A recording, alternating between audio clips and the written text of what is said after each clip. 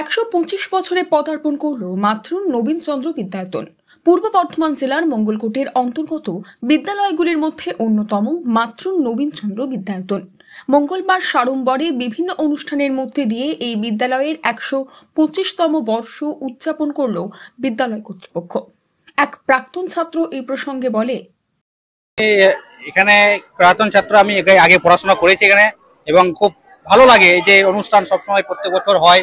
125 বছর যেটা হচ্ছে স্কুলটায়, এমনিতে খুব সবসময় যে কখন হয় যে খুব আগে খুব শুনেছি এই ব্যাপারটা যে 25 বছর অন্তর একবার বড় বড় অনুষ্ঠানটা হয়।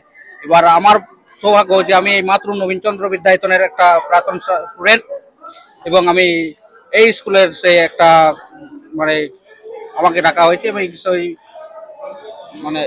সবসময় আমাকে ডাকে এবং সবসময় বলে যে তুমি এখানকার প্রাক্তন ছাত্র, তুমি আমাদের সঙ্গে, এবং আমার এই স্কুলের সঙ্গে আমার খুব মনোযোগ দেওয়া আছে। সবসময় আমার এদিকে টান থাকে এই স্কুলটা। আর এই স্কুলটা আমি প্রায় 5-6 বছর আমি স্কুলে পড়াশোনা করেছি।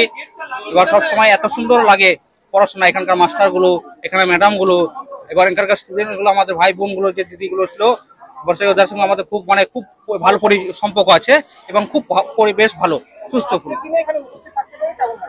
খুব আনন্দিত। এবার খুব প্রাক্তন মাস্টারগুলো আসছে, ছাত্রছাত্রীও আসছে, প্রাক্তন মাস্টারগুলো আসছে এবং খুব আনন্দিত হচ্ছে সবার সঙ্গে। পুরনো স্টুডেন্টগুলোর সাথে, আমার ক্লাসমেটের সঙ্গে, আবার প্রাক্তন মাস্টারের সাথে, স্যারের সাথে এগুলো আছিল। সবসময় আমার যোগাযোগ হচ্ছে, এবার দেখাশোনা হচ্ছে, ভালো লাগছে যে পুরনো ছেলের মাস্টার সঙ্গে আমার দেখা হচ্ছে সবাইকে।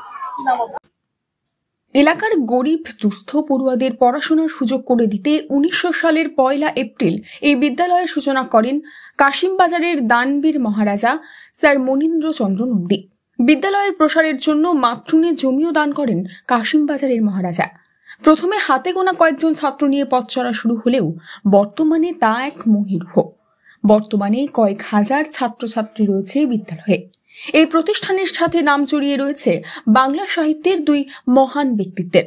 দীর্ঘদিন যাবৎ এই বিদ্যালয়ের প্রধান শিক্ষকের দায়িত্ব সামলেছেন মঙ্গলকোটের ভূমিপুত্র পল্লীকবি কুমুদরঞ্জন মল্লিক।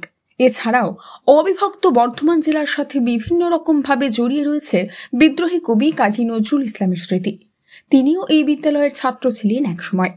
বিভিন্ন মনীষীদের ছোঁয়া পাওয়া এই প্রতিষ্ঠান তার ঐতিহ্য ও ইতিহাস নিয়েই সগৌরবে এগিয়ে চলেছে যুগের পর যুগ।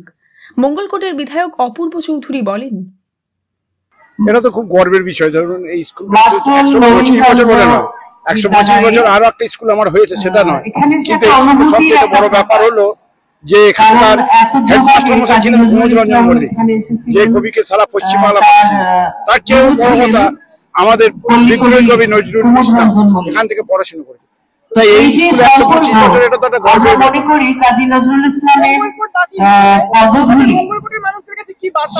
মঙ্গলকোটের মানুষের কাছে বার্তা যে দেখো নজরুল ইসলাম ছিল, কুমুদরঞ্জন মল্লিক ছিল। স্কুল যেমন আগেকার দিনে রত্ন পশ্চিমবাংলাকে, আগামী দিনেও যেন এই কোথাও বজায় থাকে, আরো যেন ভালো ভালো ছাত্র, আরো যেন ভালো ভালো মাস্টারমশাই যেন এখানে হয়, এটাই আমি কামনা করি।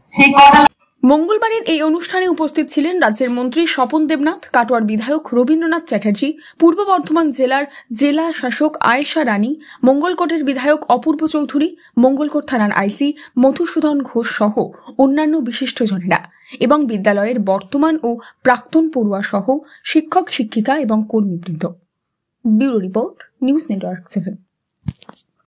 হলমার্ক সোনার গহনা কেনার একমাত্র ঐতিহ্যশালী স্বর্ণ প্রতিষ্ঠান শ্রী ধীরেন্দ্রনাথ দত্ত গোল্ড প্রাইভেট লিমিটেডের শ্রী সুখেন দত্তের দোকান।